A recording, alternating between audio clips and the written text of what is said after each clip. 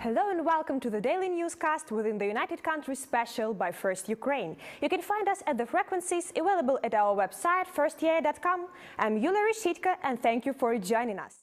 Her grandfather paid for the rent of the first Ukrainian embassy to the United States during 2 years after Ukraine proclaimed its independence. She's a sincere advocate of Ukraine in the political and business circles in Washington. Chopivsky, Executive Director of the American Center for European Ukraine, is a guest in our studio today. Good evening, Ms. Chopivsky. And could you please tell me first about your origin, about your grannies, about grandfathers who are Ukrainians themselves? My family, first of all, I'd like to thank you for having me on the show tonight, Yulia. My family came to the United States following World War II, but they always maintained their love for their homeland. My mother's father started a Ukrainian newspaper in Chicago, and he remained journalistically and politically active until the end of his life.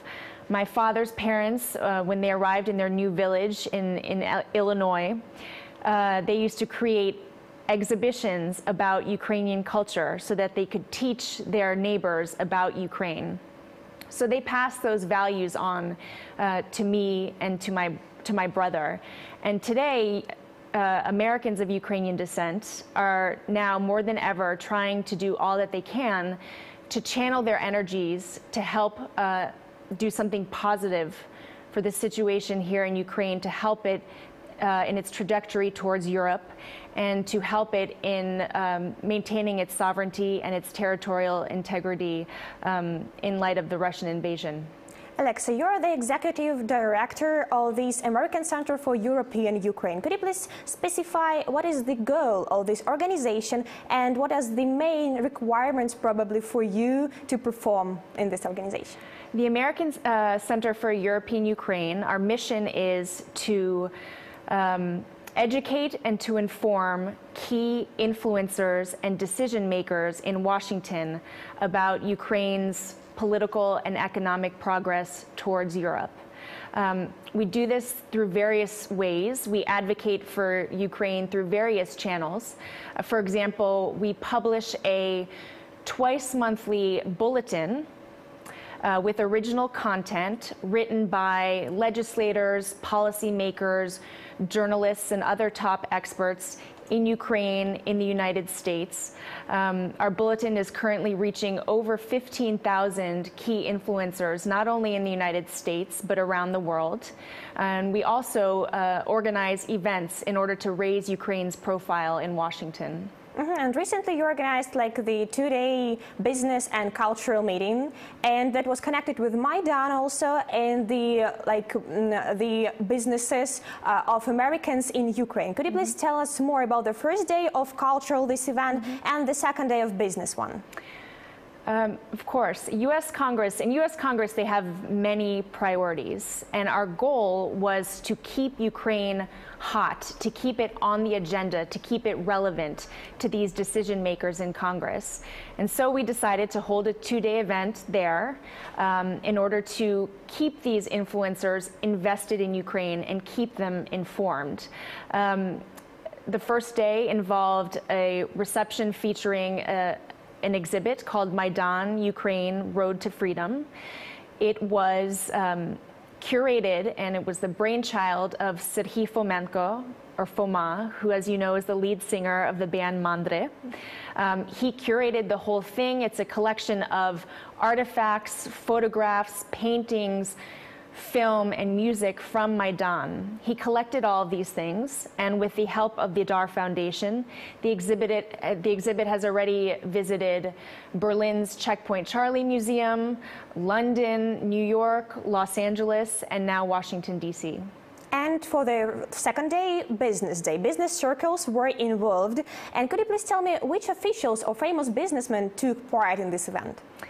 Our goal on the second day was to bring together top leaders in business who are involved with Ukraine, from the United States, to discuss real steps for cooperation and implementation in terms of promoting business and investment in Ukraine. We had the head of Citibank Ukraine speak, the head of CMS Cameron McKenna in Ukraine speak. We had a Deputy Assistant Secretary from the U.S. Department of Energy, a Deputy Assistant Secretary from the U.S. Department of Commerce, some top private equity investors, all people with a deep connection to and a deep experience in Ukraine. And could you please tell me, are the businessmen ready now to invest money into Ukrainian industry or agriculture? Are they afraid of the situation in Donbass, war, and relations with Russia? While there are some challenges, while challenges remain, there have been some concrete steps and reforms over the past, especially several months. And I can tell you that our participants there were encouraged and very hopeful. And it was kind of the resolution that people want to stick through this crisis and help Ukraine and help it to its prosperous future, which it frankly deserves. Okay, and Alexa, could you please tell me your position as for instance, McCain's position about giving weapons to Ukraine? Mm-hmm. Do you support this position, or do you take the part of his opponents about this fact? We very much support the position that the U.S. should supply defensive weapons to Ukraine. On the defensive of deadly weapons? Ukraine has the United States has not only a moral obligation to help its friends and allies around the world, but it also has a legal obligation to do so with the Budapest Memorandum, as you know. Later this month, the Pentagon will be training troops here in Ukraine. Part of that training involves supplying body armor and night vision goggles. But as President Poroshenko told U.S. Congress in September, wars cannot be won by with blankets, and more is needed. Today, Poroshenko said that he is on the side of letting U.S. but not U.S. but UN peacekeeping forces to enter Ukraine. Do you believe that UN peacekeeping forces can help us to resolve the conflict on Donbass? I think it will absolutely help to have an international body here, have a presence, but it will not solve the conflict, no. And again, more needs to be done, and the U.S. needs to do more to help Ukraine. The time is now, and we don't have any more time to waste. Yeah, well, it is true.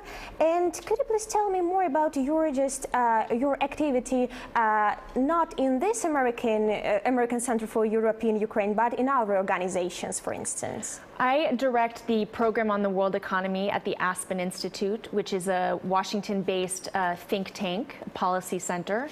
They have branches all around the world in Spain and Mexico and Italy, in Romania, and an unofficial presence here in Ukraine, which is growing stronger and stronger.